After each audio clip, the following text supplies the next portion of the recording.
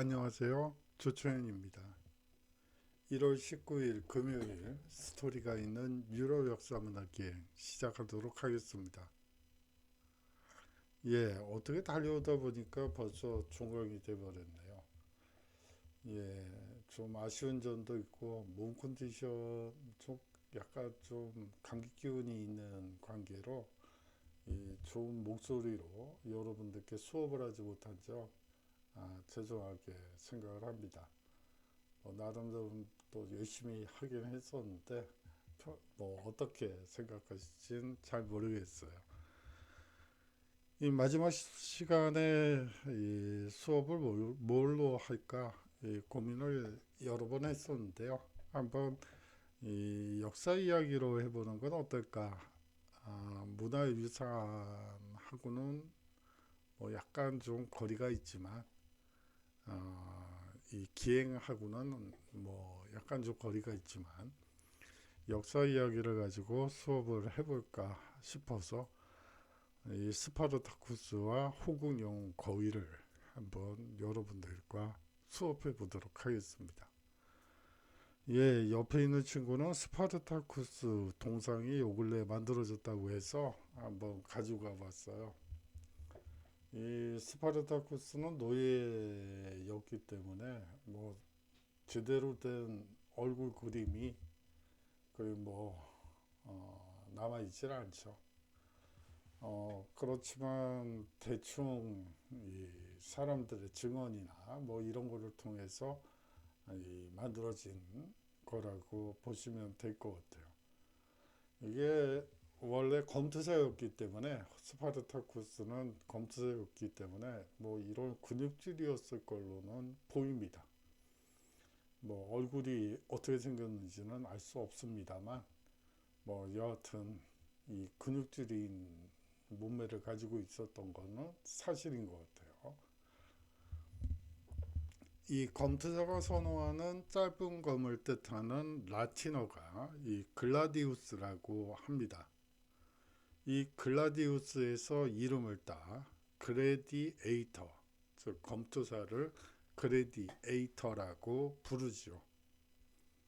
이 초기 검투사들은요, 기원전 3세기 말 로마에 패배한 쌈나이트 전사들의 전투복을 입은 후 이 오른팔에 착용하는 화려한 장식의 투구, 방패, 장갑을 착용하게 됩니다.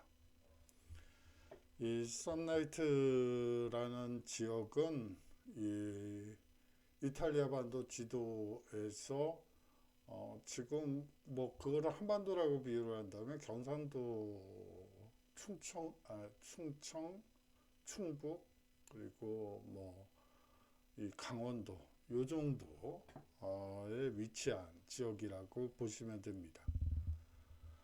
이 로마가 이 조그만 도시 국가에서 영역을 넓히는 데 있어서 사실은 뭐 이 전쟁보다는 이 시민권을 활용한 경우가 대부분이었죠.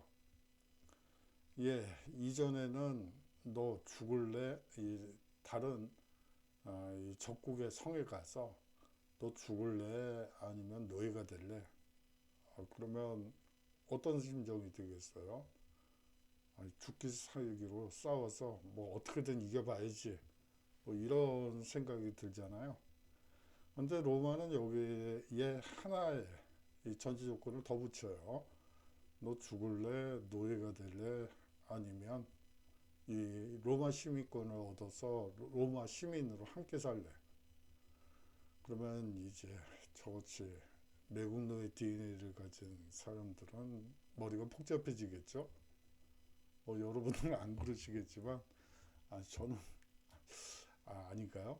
모르겠어요. 이건 뭐 현실적인 문제가 아니니까 그냥 뭐 우스갯소리로 하는 얘기긴 하지만 여하튼 이 대부분의 로마 인근 지역은 사실상 로마 시민권을 얻는 것으로 이제 가름을 하죠. 그렇기 때문에 이 로마라는 나라는 초기부터 전쟁 없이 영역을 확대하는 방법을 빨리 익혔다고 볼 수가 있어요. 근데 문제는 이 쌈나이트인들이 문제였던 거예요. 이 사람들은 끝까지 뭐 로마 시민권이고 나발이고 그런 거 필요 없고 우리는 우리 식대로 살 테니까 우리를 죽이든 말든 우리는 끝까지 항전할 테니까 알아서 해.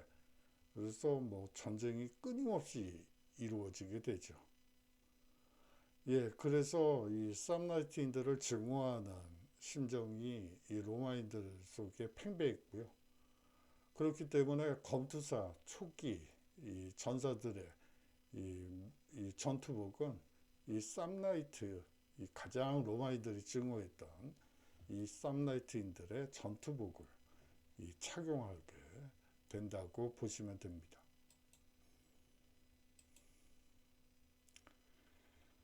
기원전 264년 이 제1차 포에니 전쟁 동안 희생된 전몰병 용사를 위한 장례식을 기념하기 위해 이 처음 검투사 게임이 등장하게 됩니다.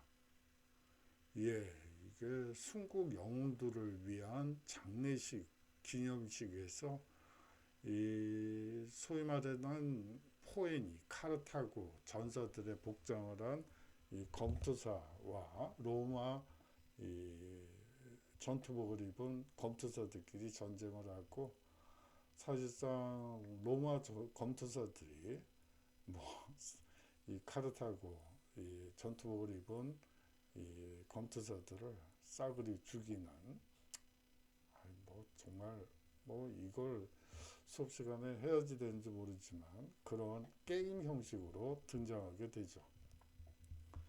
기원전 174년에는요, 이 74명의 검투사가 로마인을 위한 특별 장례식의 일환으로 3일 동안 검투 경기를 벌이게 됩니다. 여기서는 뭐 그렇게 뭐 치열하게 싸우지는 않았고 뭐 서로 이 목숨을 살려주는 뭐 그런 형태의 검투 게임이었다고 합니다. 그러다가 이 100년 후인 기원전 74년 그야말로 게임 형태의 최초의 검투사 경기가 열리게 되죠. 그런데 문제는 이게 흥행에 성공했다는 점이에요. 예, 피를 보는 경기를 로마 시민들이 열광하는 모습을 보고 이제 소위 말하는 엔터테인먼트 기업들이 있잖아요. 뭐, 뭐 현대 용어를 쓰면 좀 그렇지만 여하튼 게임 흥행 업체들이 이 대거 검투사들을 양산하게 되고 검투 경기를 열게 된다고 보시면 됩니다. 피를 보는 스포츠에 대한 로마인의 수요가 커지게 되고요. 이 정복전쟁에서 포로로 잡힌 수천 명의 노예들이 이 검투사 게임을 준비하기 위해 특별히 건설된 훈련센터 또는 학교로 끌려가게 되죠.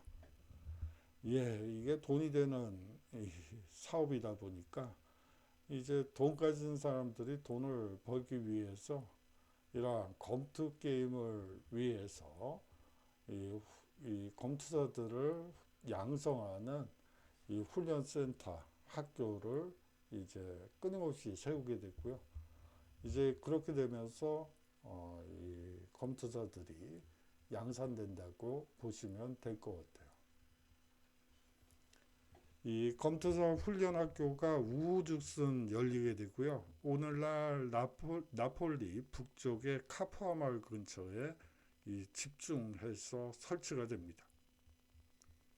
학교에서 검투사들은 다양한 무기에 대한 적응 훈련을 갖고요. 뭐 요새도 그렇지만 식이요법과 운동요법을 병행해서 몸을 만들고요. 하지만 징계와 처벌은 아주 가혹했다고 합니다. 기원전 73년 78명의 검투사들이 카푸아 근처의 렌툴루스 바타비아누투스 이 학교에서 반란을 일으킨 것은 바로 이 심한 학대 때문이었죠. 예, 여기서부터 이제 스파르타쿠스가 등장하게 되죠. 바로 이 78명의 검투사들 중에 한 명이었으니까요.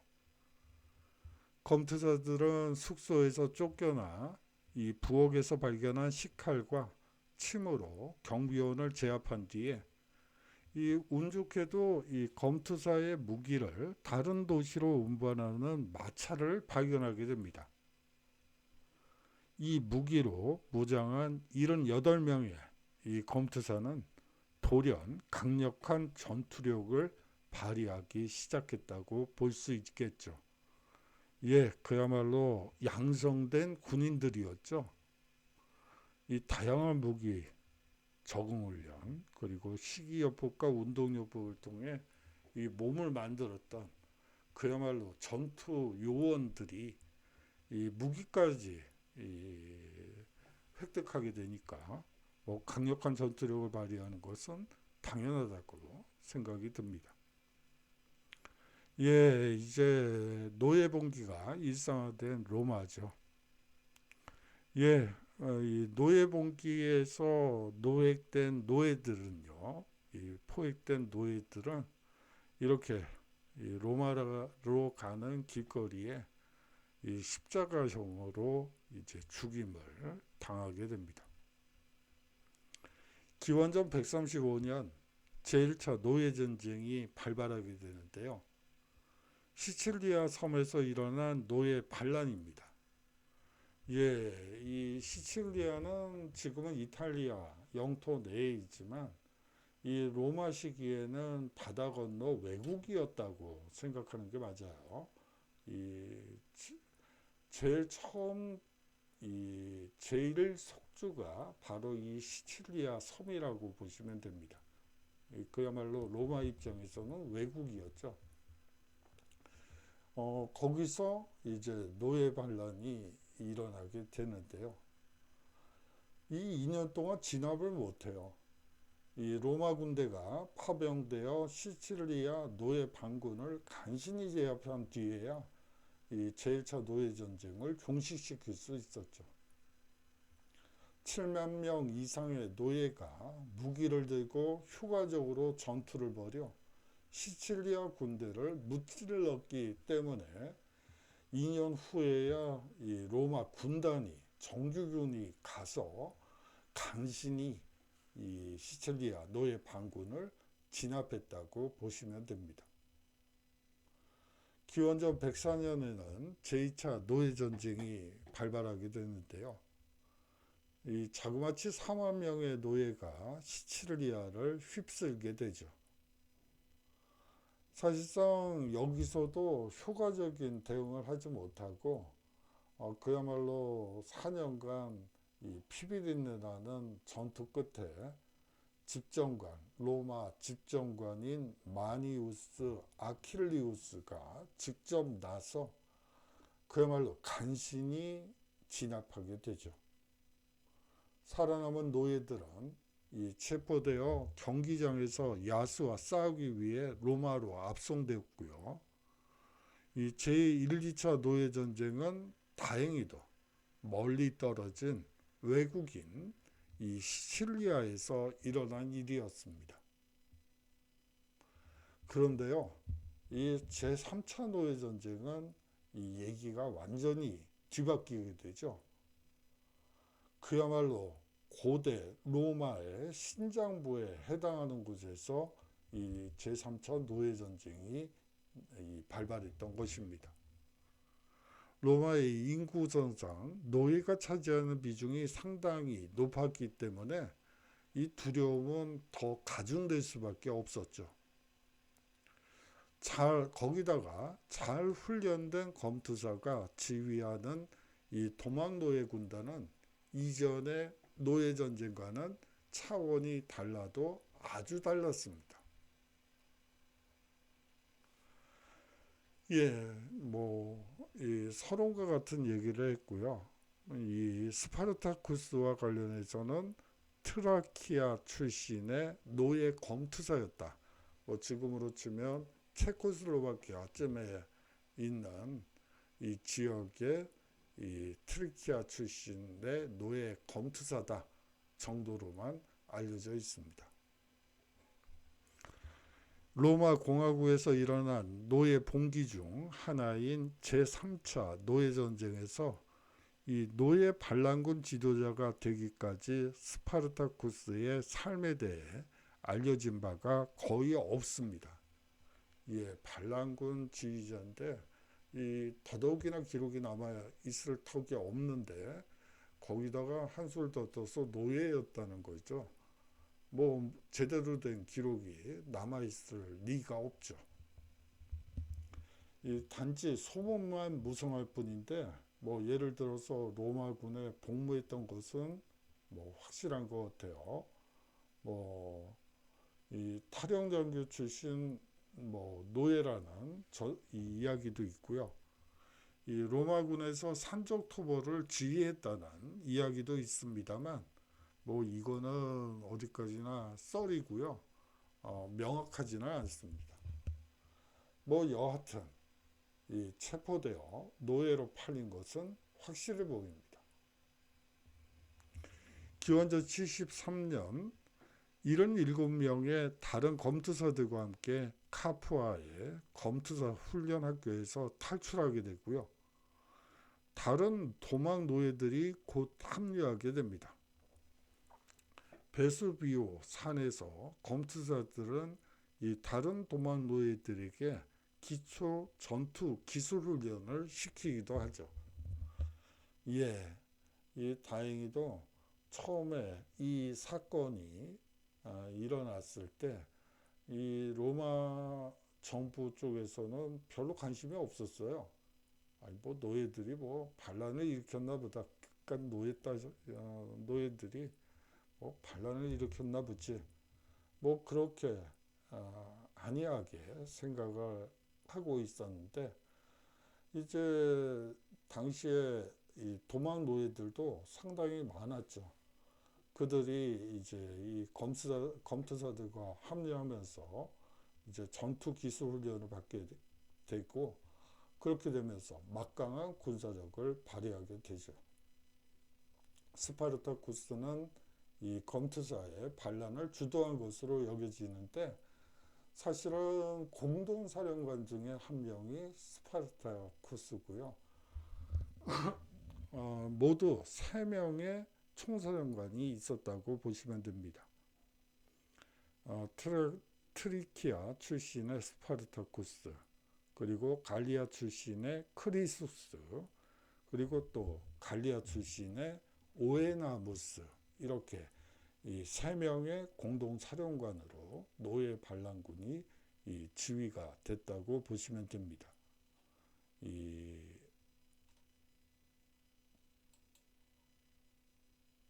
처음에 로마는 이 노예 반란군을 심각하게 보지 않아서 주력 군단을 보내지 않았습니다. 이 도망 노예 군단은 처음 맞닥뜨린 지방군 3개 부대를 순차적으로 격파하고요. 더 많은 도망 노예가 이제 합류하게 되죠. 이 최고조에 이르렀을 때 노예 반란군 숫자만 9만에서 12만 명 정도로 추정하고 있습니다. 근데 이제 뭐 여기에는 아녀자들도 있고요. 이 애들도 있고 자유를 찾아 나선 이 애기들도 있고 이 또 어르신들도 있다고 보시면 돼요. 뭐 그야말로 노예 반란군이라고 한다면 한 7, 8만 정도 되지 않았을까 싶습니다. 스파르타쿠스는 이 노예 반란군과 로마군 사이에 일정 거리를 유지한 채 자유를 찾아 알프스를 넘을 것을 제안하게 되죠.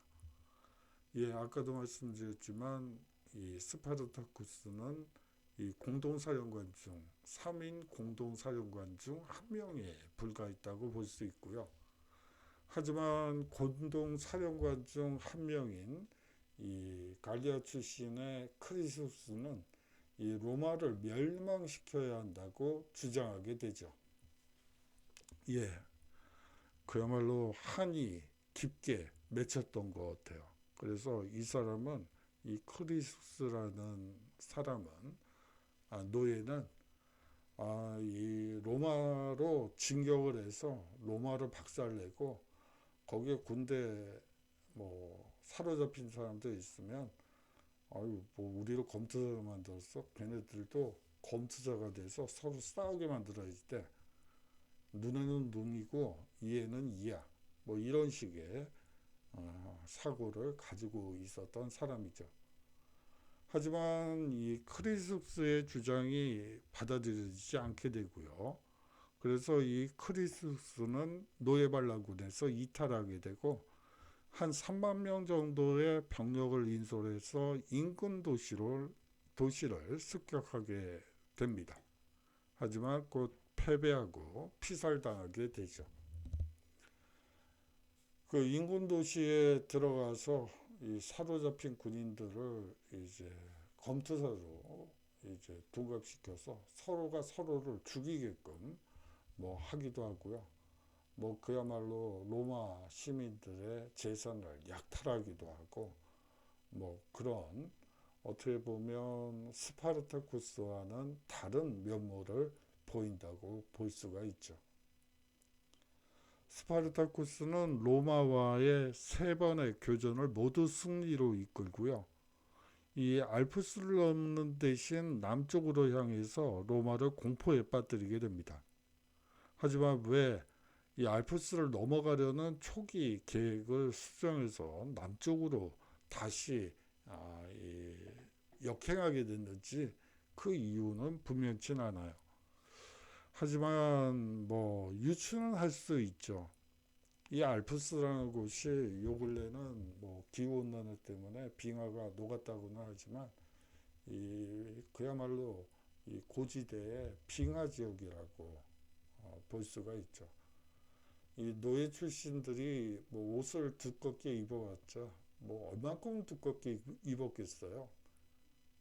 그렇기 때문에 사실은 이 알프스를 넘다가 동상에 걸려 죽는 사람들이 훨씬 더 많지 않았을까.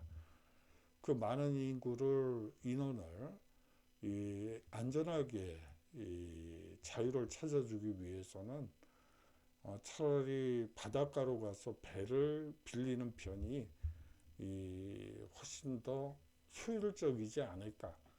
이런 느낌으로 이제 남쪽을 향해서 진군한 것이 아닐까. 뭐 저는 그렇게 생각을 하는데 뭐 사람에 따라서는 또 얘기가 달라지긴 해요. 이 노예 반란군을 상대하기 위해 사령관 마르쿠스 크라수스 인소라에 로마의 정예병이 파견되게 되죠. 오랜 추격과 수차례 교전이 이루어지고요. 이 스파르타쿠스는 점령전을 회피하고요. 항상 게릴라전 위주로 이 전쟁을 수행했다고 볼 수가 있어요.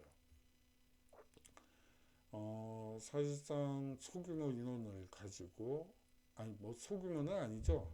뭐 그렇지만 그야말로 기초 군사훈련을 마친 숫자는 턱없이 부족하고 뭐 그런 상황에서 할 수 있는 것은 역시 게릴라전이라고 볼 수가 있겠죠.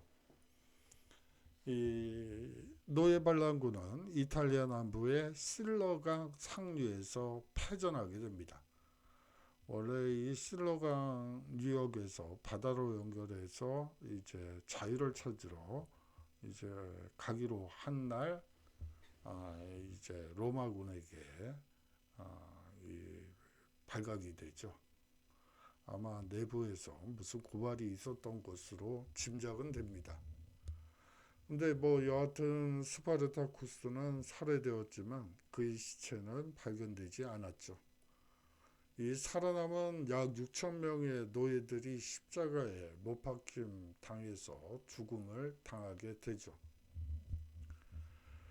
이 영화책에서는 스파르타쿠스가 억압적인 사회의 전복을 꾀하는 저항자의 아이콘으로 재현되기도 합니다.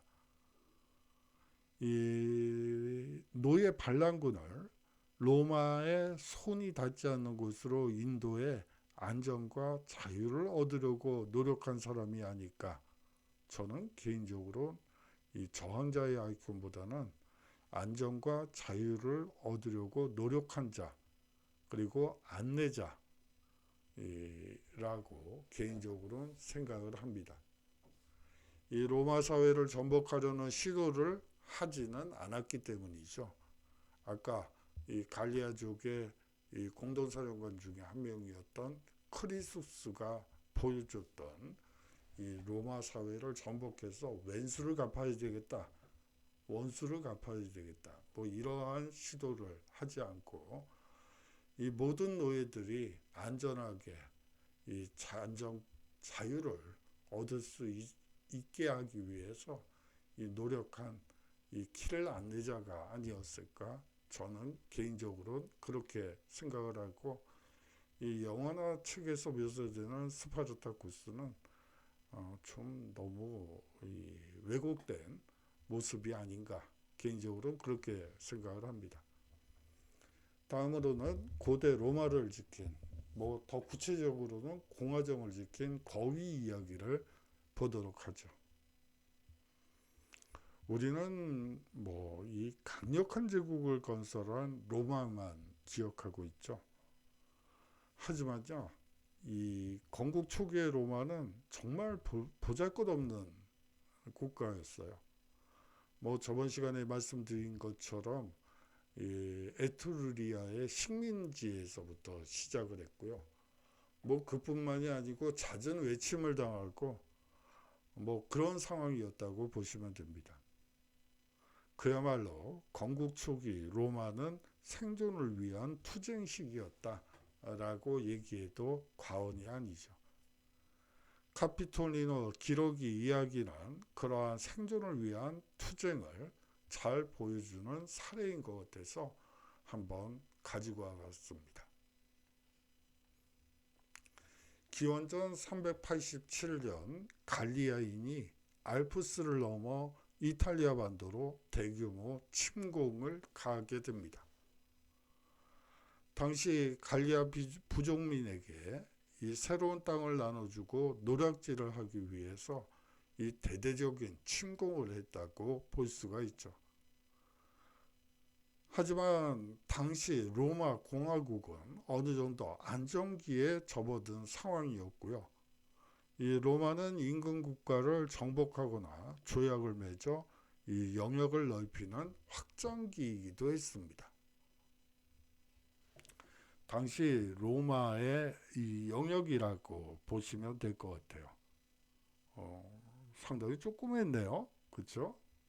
예, 초기 로마는 뭐 사실상 보잘것없는 국가였다고 볼 수가 있죠. 이 영토는 작았지만 하지만 많은 이웃 국가들과 조약을 맺어 이 상호방위 조약을 맺죠. 뭐 여러분들 아까 제가 이 로마가 초기에 외연을 확대하는 과정에서 전쟁보다는 시민권을 통해서 영역을 확장했다고 말씀을 드렸죠. 바로 그 시기라고 생각하시면 될 것 같습니다. 죄송합니다. 그때까지 로마는 이웃 국가와의 전투에서 패배를 몰랐고요. 로마인들은 자신들이 누구와 싸우고 있는지 전혀 모르는 상태에서 갈리아인들을 대면하게 됩니다. 경험은 더 넓은 세상에 대한 개념을 형성해 주죠. 우리가 경험을 많이 쌓아라 라고 얘기를 할 땐 사실상 세계관을 넓혀라 라는 말과 같다고 생각하시면 됩니다. 젊으면 젊을수록 이 경험은 많이 쌓여야지 되죠. 뭐 더 나가면 잔소리가 될 테니까 뭐 이 정도에서 끝이고, 이 국경을 넓히고 싶다면 더 강해져야 한다는 것을 깨닫게 된 것이 이 갈리아족의 침공이 아닐까 싶습니다. 이 카피톨리노 거위의 전설을 한번 들어보도록 하죠. 이 친구들이 갈리아족인 것 같네요. 그런데 지켜야 할 병사들은 어디가 있는 거죠? 이 군인들이 지금 뭐 하고 있는 거지? 아니, 여기 거위들만 짹짹거리고 있네요. 그러면 이 거위들이 이 갈리아족을 무찌르렀다는 얘기인가요? 잘 모르겠는데요. 한번 수업을 통해서 이 궁금증을 풀어드려 보도록 하죠. 이 로마인들은요, 이 북쪽에서 갈리아인들의 침공 소식을 듣고 전투 준비를 하긴 해요. 이 갈리아인들은 그런데 이 로마인들이 상상한 그 이상이었죠. 갈리아 전사들은 알몸으로 싸웠고 몸에는 문신이 새겨져 있었고 머리와 얼굴은 뒤틀리고 잔인했다고 로마사에는 기록되어 있습니다. 설마 알몸으로 싸웠겠어요? 문신이야 책일 수 있겠죠. 뭐 머리와 얼굴이 뒤틀려져 있을까요? 뭐 잔인은 할 수는 있겠죠. 예, 보도 듣도 못한 갈리아족들의 기습 공격을 당하면서 이들에게 완전히 밀리게 되죠. 그것을 합리화시키기 위해서 뭐 알몸으로 무식하게 싸웠다는 등 온갖 얘기를 뭐 사실상 무슨 게임 캐릭터 같기도 하고요. 뭐 그렇게 묘사를 했다고 여러분들이 생각하시면 됩니다. 특히 갈리아 전사들의 전투 함성은 아주도 높아서요. 이 로마군의 사기를 떨어뜨렸다고 해요. 그들의 무기는 아주 거대했고요. 그 거대한 무기를 너무나 자유자재로 휘둘렀다고 합니다. 와, 그야말로 이거 어떻게 이기죠? 뭐 무기도 거대하고 뭐 거대한 무기를 뭐 자유자재로 휘두르려면 이게 덩치도 상당히 좋아야지 될 것 같은데요. 뭐 한 1m 80 이상은 평균 신장이 그 정도 돼야지 될 것 같다는 그런 느낌이 드는 그런 묘사죠. 예, 이 갈리아인들에게 처참하게 당했죠. 초기엔 이제 그것을 무마하기 위한 이 수사법이라고 여러분들이 생각하시면 될 것 같아요. 이 로마 병사들은 공포에 떨면서 꼬리를 내리고 성문을 빠져나갔다고 합니다. 아니 뭐 싸워보지도 않고 그냥 공포에 떨면서 꼬리를 내리고, 물론 사람의 꼬리는 없지만 여하튼 겁을 먹고 이 성문을 빠져나가게 되죠. 심지어는 말이죠, 이 성문을 닫는 것도 잊어버렸다고 해요. 이 뭐 무슨 군대가 이따위 군대가 다 있죠. 아무리 막강한 이 외적이 쳐들어온다고 하더라도 이 끝까지 막고 최선을 다해서 방어를 하다 보면 기회가 생기게 되는데, 그냥 뭐 성문 닫는 것도 잊어버리고 내빼기 바쁘네요. 이게 안 되는 그야말로 이런 나라가 어떻게 로마 제국이 됐을까요? 이 사진에 대한 얘기는 잠시 뒤에 하기로 하고요. 이 로마인들이 문을 열어둔 이유가 이 매복을 하는 상황에서 기습 공격을 할지도 모른다고 판단한 갈리아인은, 갈리아 군대는 군대답네요. 매복이 있을지도 모르겠다. 어떻게 성문을 열어놓고 도망을 치지? 그 안에 매복을 숨겨놓고 우리가 무방비 상태로 이제 입성을 하게 되면 우리를 도둑내려고 하는 거야. 좀 머리가 돌아가는 애들인가 본데, 뭐 이런 생각을 하고 그야말로 이 척후병을 내보내서 이 로마 시내를 샅샅이 뒤지게 돼요. 그런데 뭐 매복도 없이 그야말로 그냥 내뺀 거죠. 그러다 보니까 이 3일 후에야 로마의 갈리아인들이 입성하게 됩니다. 그동안 로마 시민들은 다른 지역으로 도주하게 되죠. 나머지 병사들은요, 이 카피톨리노 언덕에서 농선전을 전개하게 됩니다. 우리가 농성전이란 말과 공선전이라는 말이 있는데요. 뭐 한국 사회에서도 많이 나오죠. 뭐 고려 여요 전쟁, 고려 거란 전쟁, 그리고 뭐 몽골과의 전쟁, 뭐 할 거 없이 뭐 고구려 시대도 마찬가지고 우리나라는 특히 농성전에 아주 강한 국가입니다. 이 성을 지키는 것을 농성전이라고 하고요. 성을 공격하는 것을 공성전이라고 하죠. 특히 우리나라 역사에서 이 많은 이 전투가 농성전으로 전개된다고 보시면 되고요. 예, 그렇습니다. 이 나머지 병사들은요, 이 카피토리노 언덕에서 농성전을 전개하게 되죠. 이 갈리아인들은 로마인들이 겁쟁이라고 판단했습니다. 예, 그럴 수밖에 없죠. 아니, 어떤 군대가 저기서 들어온다고 성문도 열어놓은 채 그냥 내빼기 바쁘는 그런 군대를 겁쟁이라고 부르지 않으면 뭘 겁쟁이라고 하죠? 예, 당연한 평가인 것 같아요. 그래서 로마로 들어가서 이 약탈하고 불을 지르게 되죠.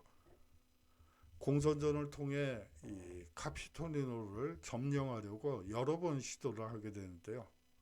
생각보다 이 공성이 힘들어지고 이 공선전과 농선전이 장기화되는 양상을 보이게 되죠. 예, 그러면서 이 공화정을 지킨 것은 이 군인들이 아니라 거위라고 볼 수가 있죠. 예, 이곳은 카피톨리노 언덕에 있는 신전들의 모습입니다. 어, 예, 대단한 곳인가 보네요. 예, 이쪽 구석에는 이제 원로원 회의당이 있고 사실상 로마에서 핵심적인 지위에 있는 언덕이라고 보시면 되겠죠. 한 30일 이상의 농성전을 펼치다 보니까 로마 군인들이 그야말로 잠도 못 자고 밥도 제대로 못 먹어가면서 그야말로 지쳐서 뭐 안지나서나 조느라고 정신이 없었다고 보시면 될 거예요. 요번에 고려 거란 전쟁에서도 이제 뭐 이 흥하진 전투에서 뭐 밥풀을 붙이고 있는 군인들의 모습이라든지 이 서서 꾸벅꾸벅 이 잠을 이 하는 양귀 장군이라든지 이 그런 모습이 있는데 그게 현실이죠. 그야말로 30일 동안 밤낮 없이 이 갈리아족의 이 공성전에 이 지쳐서 그야말로 잠에 푹 빠졌다고 보시면 될 것 같아요. 거기다 문제는요, 이 개들도 이 그야말로 피곤하니까 깊은 잠에 취해 있던 순간이었죠. 그런데 바로 그 순간에 갈리아인들이 미끄러지지 않는 손장갑을 끼고, 이거 스파이더 장갑인가요? 이건 신제품인 발명품인 것 같은데요. 아니 여하튼 손장갑을 끼고 언덕을 기어 올랐다고 합니다. 이 침략자들이 언덕을 오르는 소리를 듣고 이 거위들이 이 난리법석을 피우게 됐다고 해요. 병사들도 없는데 뭐 어떻게 싸워요 거위가. 그러니까 이상한 사람들이 왔다 그러면서 난리법석을 피웠다고 해요. 그러자 이 집정관이었던 마르쿠스 만니우스가 그 소리를 듣고 벌떡 일어나게 되고요. 칼을 집어들고 그의 부하들을 부르며 성의 난간으로 달려가 갈리아인의 기습 공격을 막아내게 됩니다. 이후에도 포위 공격은 몇 주 동안 계속되었죠. 예. 갈리아인은 계속된 전투에 지쳐 로마와 강화 조약을 맺기로 결심을 하게 되는데요. 근데 이건 로마서 기록이기 때문에 이게 갈리아인이 먼저 했을 리가 없죠. 승기를 잡고 있는데 갈리아인들이 강화 조약을 맺자고 했겠어요? 이거는 로마 사가들이 자신의 입장에서 역사를 왜곡하고 있다고 보시면 될 것 같고요. 그것을 보여주는 것이 이 로마인들은 막대한 전쟁 배상금을 물고 이 평화를 살 수 있었던 것입니다. 뭐 앞서 여기에 이게 갈리아식 저울이라고 보시면 돼요. 갈리아 군대가 있고 로마 원로원 의원들이 있습니다. 이게 강화조약을 맺는데 상당히 애로사항이 많았는데 이제 어떤 저울을 사용할 것인가 이 배상금을 내기 위해서 금화나 은화를 하는데 어떤 저울을 사용할 것이냐를 두고 설왕설래가 많죠. 근데 어차피 이 전쟁에서 승자는 갈리아인들이기 때문에 갈리아 저울을 이용하게 됩니다. 로마는 이러한 시련을 견디고 위대한 제국이 됐다고 보시는 게 맞죠. 이 거위는 전쟁이 끝난 뒤에 영웅 거위가 후국 영웅 거위가 되고요. 그러면 개들은 어떻게 됐을까요? 이 피곤해서 널브러져 있던 그 개들 말이죠. 이 30일간의 농성전에 지쳐서 자고 있던 그 개들은 어떻게 됐을까요? 사실 먹을 게 없었죠. 그래서 가마솥 하나 준비하고 물에다가 이 군견들을 투척을 하죠. 그래서 맛있게 이제 식사를 하게 돼요. 이게 농성전 과정에서 가장 애로사항 중에 하나가 먹을 게 없다는 거죠. 이 군량비로 아무리 비축을 많이 했다고 하더라도 이 한두 달 전쟁하고 나면 남는 게 별로 없어요. 그러다 보니까 이제 이 개를 이제 그렇게 활용했다고 보시면 될 것 같아요. 대신 이 거위는 후국 영웅이 되어버리죠. 주노 신정과 이 로마 공화정을 지킨 신성한 거위는 영물이 됩니다. 이 매년 로마의 축제 때마다 이 로마시를 지킨 공로를 인정받아 이 축제 행렬의 맨 앞에 자리하는 영예를 얻게 되죠. 이 마지막으로 이 카피톨리노 언덕이라는 게 무슨 의미가 있는 곳인지 한번 보도록 하죠. 로마는요, 이 7개의 언덕 위에 세워진 나라라고 보시면 되고요. 이 카피톨리노 언덕은 로마의 부유층의 거주 공간이자 사원과 원로원 회의실과 같은 공공건물이 밀집된 곳입니다. 뭐 이곳이 마지노선이 된 것은 당연한 일이죠. 마지노선에 대해서도 얘기를 하고 싶긴 한데 뭐 이게 1차 세계대전 얘기이기 때문에 뭐 사실상 뭐 마지막 방어선이다 라고 생각하시면 될 것 같습니다. 이 갈리아의 포위 공격으로 시민들은 모든 것을 잃게 되죠. 그렇죠. 뭐 노략질 당하고 이 농성전 상황에서 굶어 죽기도 하고요. 또 상간으로 이제 도망쳤던 사람들은 이제 노예로 끌려오기도 하고 뭐 그런 상황이었다고 보시면 됩니다.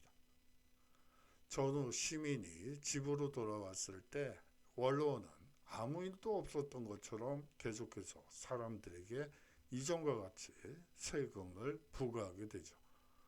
거기다가 이 세금만 내면 되는 게 아니라 이 아까 갈리아인들의 패전으로 인해서 전쟁 배상금을 물어야지 되겠죠.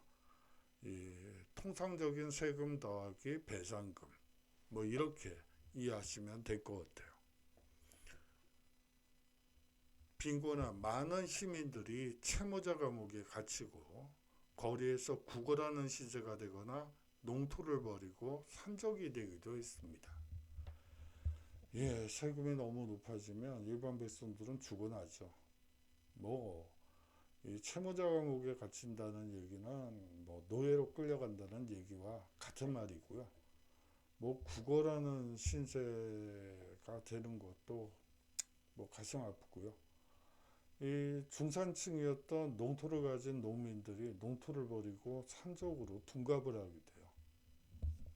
이게 가장 이 전통시대에서 그야말로 사회가 요동치는 이 계기가 되는 것들이라고 보시면 될 것 같습니다. 이 마르쿠스 만리우스는요, 이 원로원의 행동을 비난하고요. 전쟁으로 피폐해진 서민들을 위한 개혁운동을 시작하기도 하죠. 예, 그러면서 소위 말하는 민중파와 이 원로원파, 이 귀족파 사이에 이 정쟁이 이 시기부터 나타난다고 보시면 될 것 같아요. 그래요. 뭐 호국영웅 거위 얘기를 하다가 뭐 이 공화정 얘기를 하게 된대요. 예, 이 로마라는 나라는 처음부터 대제국은 아니었죠. 식민지 시절과 외족의 침공을 받으며 서서히 시야를 넓혀가는 과정에서 이 대제국을 하나하나 건설해 나갔다고 볼 수가 있습니다. 여러분들 살다 보면 위기를 체험하실 때가 많을 거예요. 그런 위기들을 하나하나 잘 극복하다 보면 언젠가 기회가 오게 되죠. 준비한 자들에게만 기회가 온다고 생각하시면 될 것 같아요. 예, 뭐 마지막 시간인데 잔소리 같은 얘기로 수업을 끝내는 것 같아서 미안하긴 하네요. 죄송합니다. 예, 장시간 동안 수업 들어줘서 감사하고요. 이제 종강이네요. 여러분들 이제 겨울이 이제 계속되는데 무엇보다도 제1도 제2도 결국은 건강인 것 같습니다. 건강한 사람들은 위기가 닥쳐도 어떻게든 극복을 하죠. 그런데 건강하지 못한 사람들, 마음에 병이 있는 사람들, 건강하지 못한 사람들은 이제 자초되게 돼 있어요. 항상 건강하시고요. 뭐 하시기 바랍니다. 예, 장시간 동안 수업 들어주셔서 감사하고요. 안녕히 계십시오.